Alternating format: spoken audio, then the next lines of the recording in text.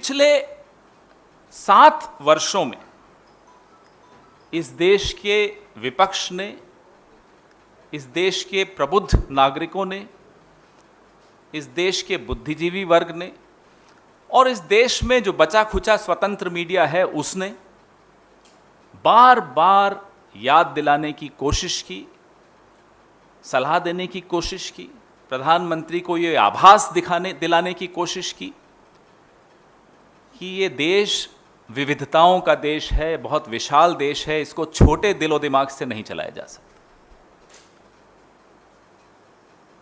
कई ऐसे मौके आए जब इसी मंच से हमने आगाह किया, चलिए हमसे तो आपको प्रधानमंत्री जी नफरत है, लेकिन इस देश के रिटायर्ड ब्यूरोक्रेट्स हो गए,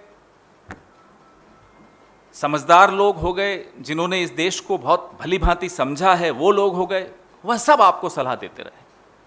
आपने न कुछ सुना और न कुछ बोला। पिछले दिनों भारत को लज्जित होना पड़ा, शर्मिंदा होना पड़ा। पूरा विश्व जिसके मन में एक छवि है भारत की, और वो अच्छी छवि है, पूरा विश्व हैरान रह गया कि भारत के सत्तारूढ़ दल के नफरती चेहरों से, उनके नफरती बयानों से और प्रधानमंत्री की चुप्पी से, और कई सालों की चुप्पी, 8 सालों की चुप्पी, गृह मंत्री चुप और विदेश मंत्री चुप, और ये तीनों, मुझसे ज्यादा आप समझते हैं, तीनों को बोलने का शौक है। ऐसा नहीं है कि बोलने का शौक नहीं है। इस मुद्दे पर जब इनकी अपनी पार्टी के लोग नफरत फैलाते हैं, ये चुप हैं। और विदेश मंत्री का कोई बयान अगर वायरल भी होता है तो वो बयान होता है जिसमें शब्द नेहरू जी के चुराए हुए होते हैं। लेकिन इस मुद्दे पर विदेश मंत्री चुप, पढ़े लिखे व्यक्ति हैं फिर भी चुप। पूरा विश्व देख रहा है कि ये चुप है। आपका एक तोता मीडिया है, उस तोता मीडिया को आपने माध्यम बनाया और उस तोता मीडिया के माध्यम से आपने हम जैसे तमाम लोगों को, बुद्धिजीवी वर्ग को, विपक्ष को अलग अलग उपाधियों से विभूषित किया, उनको चुप कराने की चेष्टा की। अवार्ड वापसी गैंग, टुकड़े टुकड़े gang, Khan market gang, anti nationals, ये तमाम उपाधियों से आपने विभूषित करने की कोशिश की और उनको चुप कराया, मुहिम छेड़ दी उनके खिलाफ। और आज यह परिस्थिति पैदा हो गई कि विदेशी मुल्कों की घुड़की पर आप तुरंत कार्रवाई कर देते। अपने देश से आवाजें उठती, उनको दबाते हैं। बाहर से आवाज उठी और आपने कार्रवाई की। और कार्रवाई क्या की? अपने ही दल के अधिकृत प्रवक्ताओं को फ्रिंज कह दिया। फ्रिंज का हिंदी न प्रणव भाई को मालूम है, न संजीव भाई को मालूम। आपको मालूम हो तो बताइए। अपने ही दल के अधिकृत प्रवक्ता,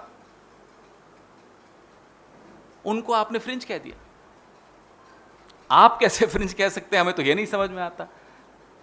आप भी तो इन्हीं रास्तों से गुजरकर यहां तक पहुंचे। यही गलियां थी जिनसे आप गुजर के यहां तक पहुंचे हैं मिस्टर मोदी। आप नहीं किसी को फ्रिंज कह सकते। आज आप फ्रिंज कह भी दें, कल यही नुपुर शर्मा, यही नवीन कुमार जिंदल आप ही की पार्टी द्वारा मुख्य धारा में लाए जाएंगे। कल का फ्रिंज आज का मेन स्ट्रीम है, आज का फ्रिंज कल का मेन स्ट्रीम बनेगा। हम आपके भाषण नहीं भूले हैं प्रधानमंत्री जी। सितंबर 2002 खैरलान जी, गुजरात। उत्तर प्रदेश 2017 शमशान कब्रिस्तान। दिसंबर 2019 कपड़ों से पहचाने जाते हैं।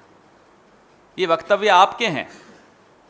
आपको मैं याद दिला दूं, ना केवल आप उन्हीं रास्तों से गुजरकर यहां तक पहुंचे हैं, आप आज भी वक्त आने पर उन्हीं रास्तों पर चले जाते हैं। अब आपने इस देश को बहुत शर्मिंदा कर लिया।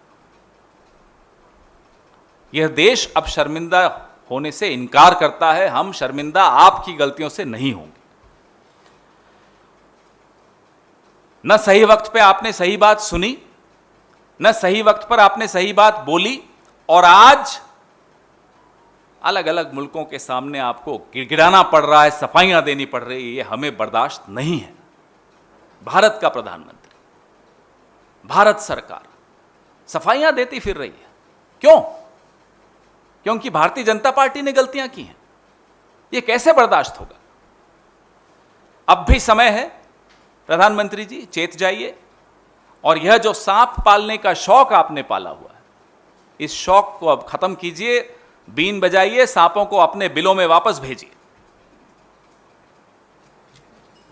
क्योंकि अब ये सांप आपको भी डसने वाले हैं। आज आपकी गलतियों का खामियाजा देश भुगत रहा है। जो काम विश्व के अनेक देशों को भारत के खिलाफ लामबंद करने का जो काम पाकिस्तान 70 साल में नहीं कर पाया, आपने 7 सालों में करके दिखाया। 70 साल पाकिस्तान लगातार कोशिश करता रहा कि कैसे अलग अलग मुल्कों को भारत के खिलाफ लामबंद किया जाए, उसको हमने विफल किया, हमने उसको सफल नहीं होने दिया। आपकी करतूतों से आज आप सफल हो गए वो काम।